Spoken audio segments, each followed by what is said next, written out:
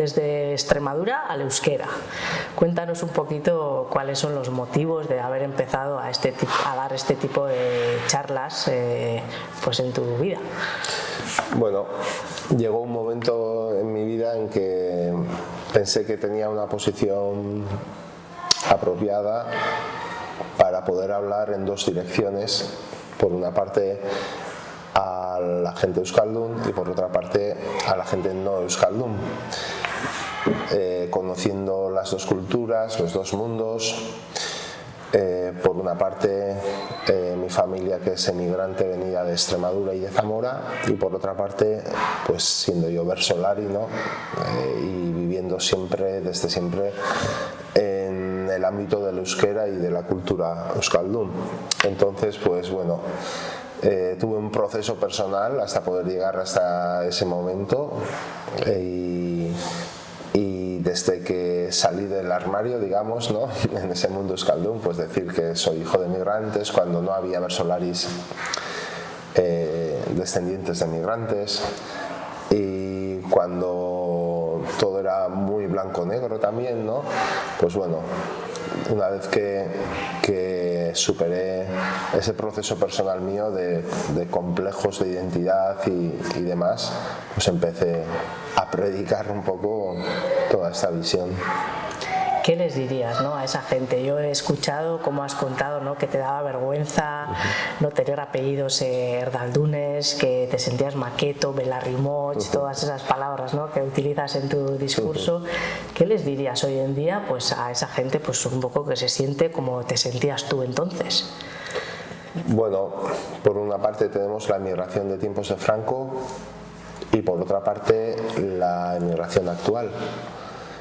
Y aunque son muy diferentes, hay cosas que se repiten en la vida de un emigrante y también incluso en la acogida. Ya no estamos en una dictadura militar, pero todavía nos falta mucho para acoger a la gente que llega de muy diversas maneras y que esa gente pueda hacer un proceso integral hasta llegar a ser euskaldun, ¿no? Hay muchos obstáculos en ese camino y mucha desinformación, y hay otras necesidades muy básicas que también pues dificultan que esa gente se centre en el idioma. Bueno, entonces yo creo que es evidente para mí que el idioma, aunque muchas veces se nos presenta como un obstáculo, ¿no?, en cuanto se avanza un poquito en los derechos del euskera, en la normalización del euskera, ¿no?, que es un idioma desnormalizado por una dictadura militar, entre más cosas, ¿no? En cuanto se avanza un poco en la normalización, pues siempre hay gente que se levanta, gente no euskaldun que se levanta ante eso, ¿no? Pues nos quieren imponer el euskera, nos quieren... Bueno, yo creo que el euskera no es una barrera, al contrario, es una puerta que facilita mucho las cosas a quien lo aprende, sobre todo cuando ha venido de fuera, ¿no? Una persona que viene de fuera y habla en castellano, pues se toma como lo normal. Y además la inercia te lleva a eso. Nadie lo ve como un esfuerzo extra, ni como un gesto hacia una cultura o hacia un pueblo aprender castellano viniendo de Rumanía o viniendo de Senegal, ¿no?, digamos. En cambio, cuando una persona que llega al Goibar desde Argelia, desde Senegal, desde el Congo, desde Rumanía, y va a una tienda y pide en euskera, va a comprar algo, pide en euskera, pregunta a alguien en la calle algo, pregunta en euskera, eso te abre puertas, porque eso se toma como un gesto de respeto, ¿no?, hacia la cultura de aquí, y la gente lo valora, y eso facilita mucho la vida a un emigrante, porque eso te da una comunidad, un sentido de pertenencia, te facilita el día a día, puedes hacer amistades, de ahí puede surgir trabajo. Yo creo que el euskera tiene que estar en el centro de todas las políticas de integración, como puerta de inclusión. según el pueblo al que llegas también cambia mucho la realidad, ¿no? Porque tú hablas de tu infancia en Urrechu, Zumárraga, donde había mucha inmigración, todos los chavales más o menos teníais la misma realidad, pero lo tuyo cambia cuando llegas a Zumaya, ¿no? Sí. ¿Con qué te encontraste ahí? ¿Qué te pasó en Zumaya? Pues era un pueblo mayoritariamente euskaldun, como no era Zumárraga. Zumárraga en 20 años pasó de 2.500 habitantes a casi 13.000. O sea, los nativos de Zumárraga pasaron a ser 1 de cada 4, por decir algo, ¿no? Más o menos. Imagínate qué sensación digamos, qué avalancha, ¿no? Y desorganizada, caótica, en tiempos del dictador, ¿no? Cuando la gente de aquí no podía hablar su idioma, cuando no se podía estudiar en el idioma materno, cuando cualquier expresión cultural de aquí era oprimida sistemáticamente, ¿no? Y de repente llegan miles de personas en toda Euskal Herria a estos pueblos y sin ninguna planificación, por supuesto, sin ninguna planificación de integración, ¿no? En tiempos del franquismo. Bueno, pues Zumárraga es consecuencia de esa gran chapuza cultural y lingüística y al venir a Zumaya, pues yo vi que era una realidad diferente. No llegó tanta inmigración porque tampoco llegaba la línea de ferrocarril nacional a Zumaya, ¿no? Entonces pueblos como Zumárraga, Altsasu o bueno, Barakaldo, Bilbao o la zona de Iruña, bueno, pues han sido pueblos de acogida, ¿no? de migrantes. Gasteiz. Entonces, en los pueblos que la emigración se ha convertido en mayoritaria y además del desgaste propio por la dictadura que ha sufrido el euskera, pues el emigrante no ha sentido necesidad de aprender. El que ha aprendido ha sido por propia voluntad, como ha sido mi padre, por ejemplo, ¿no? Y en los sitios que la mayoría sigue siendo euskaldun, pues el emigrante ha aprendido mucho más fácil, ¿no? Simplemente por la inercia de que la mayoría lo habla, ¿no? Por desgracia, en general es minoría la gente que habla el euskera y entonces el emigrante no siente esa necesidad en un principio de aprenderlo. Y a mí me ocurrió pues eso, cuando no tuve necesidad hablaba en castellano y cuando vi que yo era el diferente y lleno de complejos, pues es cuando empecé a hablarlo en Zumaya. Y aparte de hablar euskera, vas y te apuntas a la Bertso Escola, empiezas a cantar en plazas y bueno, a mí me ha impactado un relato que cuentas cuando ganaste el campeonato Xempelar, tus padres ahí esperando a abrazarte y tú que los evitabas, ¿no? Porque no querías que nadie te escuchase hablar en castellano con ellos. Yo he llegado a rechazar a mis padres así a la cara por la vergüenza que me daba hablar en castellano delante de los versolaris, ¿no? Porque nunca había escuchado hablar en castellano a un versolari, por ejemplo, ni conocía a ningún versolari hijo de castellanos, ni nada por el estilo, ni escuchando versos tampoco, pues veía a nadie como yo, tampoco, ¿no?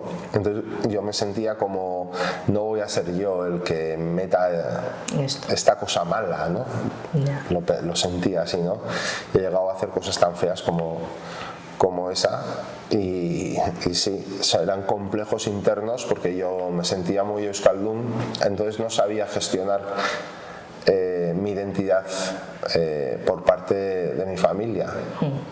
Me daban vergüenza mis apellidos, me daban vergüenza mi padre y mi madre, de dónde eran. Luego no sentía, luego les quería mucho, ¿no? Y el pueblo de mi padre, pues me gustaba ir, pero en el entorno euskaldun pues yo veía que todo lo español se veía como malo, ¿no? Y yo también lo veía como malo. Nosotros íbamos a tirar piedras a los niños en la Ikastola, ¿no? cuando estábamos en la Ikastola, a los que no eran de la Ikastola, y ellos a nosotros también nos tiraban piedras, ¿no? Era un ambiente un poco enrarecido y dividido identitariamente, ¿no? Y un niño pues igual no sabe gestionar pues un caso como el mío, ¿no? Con 10 años, 12, 15 años, hasta que conseguí entender por qué era yo euskaldun y al mismo tiempo hijo de migrantes. Eso es. Eso llegó en 1997, 25 Sí, por ahí, años. sí. Cuéntanos cómo fue ese cambio, ¿no? Me clasifiqué al campeonato de Euskal Herria a la final de Versolaris y eso era pues como un sueño, ¿no? Eso es como para un niño que empieza en el fútbol siendo con una cojera, ¿no? Con 11 años como yo, que no pensaba en euskera y no hablaba bien el euskera, pues que llegas a jugar en el Barcelona o en el Athletic, iba a decir, ¿no? Tendré que decirle de la Real aquí. Bueno, hay Yo soy mucho del chimbo Athletic. aquí, hay mucho chimbo aquí. Y no te lo crees, ¿no? Pues para mí era lo mismo. Era un sueño llegar a la final de Versolaris y el gran templo del euskera. Y es ahí cuando empecé a reflexionar sobre mi trayectoria vital y como Versolari también, y a entender pues bueno, que yo iba a cantar en aquel lugar, en aquel templo de la palabra del euskera, gracias también al esfuerzo y las decisiones de mi padre y mi madre. Yo no he decidido nunca ser euskaldun, eso lo decidieron ellos. Y consecuencia de todo ese proceso que han llevado ellos a cabo de integración, ¿no? Pues yo he podido llegar a donde he llegado. Y es cuando empecé a indagar en la historia de mi familia, su trayectoria también en Extremadura, los abuelos y todo, y fui poco a poco entendiendo por qué tenían ellos esos valores, que ya los trajeron de allí. No eran valores adquiridos aquí tampoco, sino que allí también lucharon contra el franquismo, mi familia, y cuando llegaron aquí siguieron en ese bando de lucha contra el franquismo, y ese bando era el bando del euskera, entre otras cosas, ¿no? Y en ese momento todas tus vergüenzas y todos complejos se convierten en orgullo, ¿no? Sí, pensé que era un regalo que me había hecho la vida para poder darle la vuelta a la tortilla. Y es cuando, lo que he dicho antes, cuando salí del armario delante de miles de personas en el velódromo de Anoeta y es cuando la gente se enteró que yo era hijo de migrantes, porque yo lo tenía bien tapado eso, ¿no? Ya. Y es ahí donde empieza todo este discurso mío. Y se puede tapar todo eso, se puede tapar la identidad de lo mismo, sí, ¿eh? No lo dices. Ya. Y como Maya parece euskaldun, pues Disimula. ahí camuflado debajo de la mesa, ¿no? Ya. Pues ahí aguanté. ¿Tus padres te han perdonado alguna vez? Sí. Sí.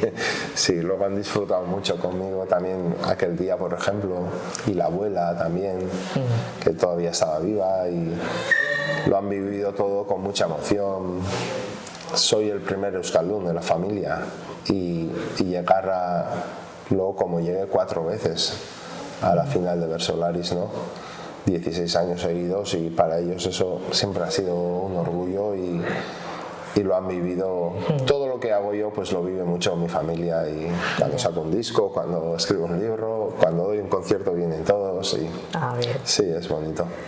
Alguna vez te he escuchado también decir pues que el euskera más bonito no es ni el de Tolosa ni el de Ondarroa, sino el que hace uno mismo, ¿no? Un poco, pues parece un mensaje un poco al que está intentando aprender el euskera, ¿no? ¿Qué dirías a esa gente que lo intenta y piensa que hace mal, le da vergüenza, se acompleja?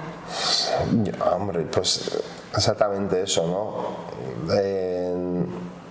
Esa persona que está aprendiendo y lo está hablando mal, esa persona es la semilla del futuro del euskera. Esa persona es la esperanza, es el futuro, y es lo más hermoso que le puede pasar al euskera, ¿no? Es una persona que lo está aprendiendo. Entonces, el euskera que habla con todas sus dudas, con todas sus meteduras de pata, con todas sus indecisiones, con todos sus fallos gramaticales, ese es el euskera más bonito que existe en todo Euskal Herria. Muy bien. todo ese euskera lleno de esfuerzo para aprenderlo, porque esa persona es la que suma un hablante más. Cada persona así que habla ese euskera es una vida nueva para el euskera, y sin duda para mí es el euskera más bonito de todos. Estamos ahora a puertas del Euskara al Día. No es un ejercicio pues para cambiar las costumbres, idioma y eso. ¿Crees que ejercicios como este todavía son necesarios, son importantes? ¿Cómo lo ves? ¿Cómo ves el Euskara al Día? Sí, yo creo que el euskera necesita todo, ¿no? Necesita oxígeno, necesita empujón, necesita alicientes, necesita dinero, necesita energía, necesita combustible. Todo lo que se le dé al euskera va a ser poco. Es un idioma minorizado, es un idioma que habla muy poca gente en el total del territorio. Estamos hablando que no llega al 15% de media, ¿no? Y tiene muchas carencias, ¿no?, en su normalización. Yo soy de los que piensan que la supervivencia del euskera no puede basarse en el esfuerzo de cada uno, y que tampoco deberíamos resignarnos a pasar esa mochila histórica a cada nueva generación, ¿no?, de niños, niñas que les apuntamos en el modelo de aprender euskera y luego no les estamos dando un país en el que se pueda vivir en ese idioma, ¿no?, y se convierte en un idioma, pues eso, de la escuela, casi impuesto, ¿no?, para muchos, porque ni lo sienten, ni lo viven, ni de cerca, ni nada, ¿no?, en muchos sitios. Y yo pienso que con pedagogía y valentía, las dos cosas, es necesario avanzar estructuralmente en las políticas del euskera. Y dar saltos cualitativos y gastar el dinero que haya que gastar en que las plataformas digitales estén en euskera, Netflix esté en euskera, los videojuegos estén en euskera, los estrenos de cine se puedan ver también en euskera, que las radios que tienen licencia para emitir aquí tengan que emitir también un porcentaje en euskera, no sé, muchas cosas para que el euskera no sea una mochila ni una decisión ni que viene de una conciencia política, sino que sea un idioma que lo hablas y lo aprendes por inercia, como cualquier idioma del mundo, ¿no? Para eso los cambios tienen que ser estructurales y deberíamos entrar en una segunda fase histórica, ¿no?, del euskera. Yo creo que esta vaca ya ha dado toda la leche que podía dar desde el franquismo hasta hoy y que debemos dar un salto, pero para eso creo que primero es necesario hacer pedagogía, porque si no enseguida saltan los prejuicios, saltan los clichés, saltan los estereotipos, saltan todo eso, ¿no? Parece que no, pero enseguida salta con la normalización del euskera. Y la única manera de normalizar esas políticas futuras previamente, yo creo que es conocernos mutuamente, desmontar esos estereotipos, esos clichés, esos prejuicios, pues por ejemplo con charlas como las de hoy, hablar sinceramente y desde esa base pues intentar luego aplicar políticas nuevas. ¿Qué podríamos hacer para acercar al euskera a esa gente que no entiende euskera, que no lo habla? O sea, ¿no? Estamos intentando trabajar nosotros en el Goi Barkoizarra, con el Barren, y muchas veces tenemos la sensación de que no llegamos a ese colectivo. ¿Cómo podríamos llegar a ellos? Hombre, para empezar no se programan muchas cosas para ellos. Ya. Cuando programamos cosas en euskera, pues bueno, mucha gente no euskaldun ya se queda fuera de ello, ¿no? Gente que no tiene ningún conocimiento, que no sabe que Benito Lertxundi nació, por ejemplo, ¿no?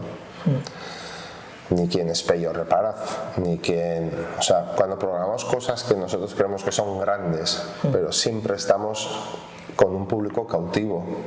Nunca traspasamos la barrera cultural, nunca. Tenemos que facilitarles el camino y ponérselo en, pues, lo más fácil posible. ¿Y por qué? Pues porque somos nosotros los que les necesitamos.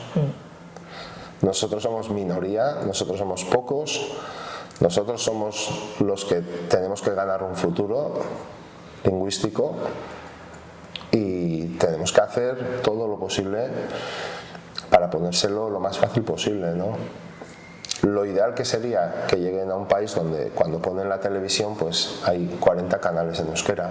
Cuando compran la PlayStation a su hijo o a su hija, pues que puedan jugar todos los juegos en euskera. Cuando instalan WhatsApp, que esté en euskera.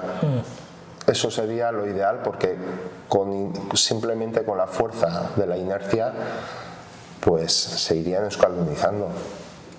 Pero no, vienen a un desierto. Y si además en el desierto no les enseñas dónde está la fuente, pues no van a llegar nunca a beber ese agua del euskera, ¿no? Que hace falta empatía con ellos y comprensión. También con los que vinieron en tiempos de la dictadura. Porque en aquellos tiempos venir de Andalucía o de Extremadura, de aquellas sierras, de aquellos pueblitos, aquellas montañas, aquellos páramos, ¿no? Venir aquí en tiempos cuando no existía la televisión ni nada, pues era casi como venir de cualquier otro país, de los que vienen ahora. Y muchos de ellos perdedores de una guerra. Y a un lugar donde se había perdido una guerra, donde los propios habitantes estaban dejando perder su idioma, por miedo, por complejo, donde la misma gente euskaldun se burlaba de los baserritarras por clasismo, porque no hablaban bien castellano y les acomplejaban, ¿no? Entonces llegaron a esa chapuza, a ese desastre posguerra, ¿no? Hay que tener un poco de empatía también con aquellos, no lo han tenido fácil y según a dónde han llegado, pues más difícil, ¿no? Yo creo que hay que tener una mirada recíproca y de dos direcciones, que ellos nos conozcan a nosotros y nosotros a ellos, y no dedicarnos a echarnos en cara cosas, porque eso es un callejón sin salida y vamos a perder nosotros los pequeños. Ama Extremadura, aita Zamoratik, abuela eta abuelo haien aurretik. Herri hontan sustraitzen asmatzeagatik. Neuke maita dezaket guztien gainetik, euskeraz badakit, bertsoz darabilkit, dena zuengatik, alaxe dagokit. Denek kantatu duten ere ahotik. Denek kantatu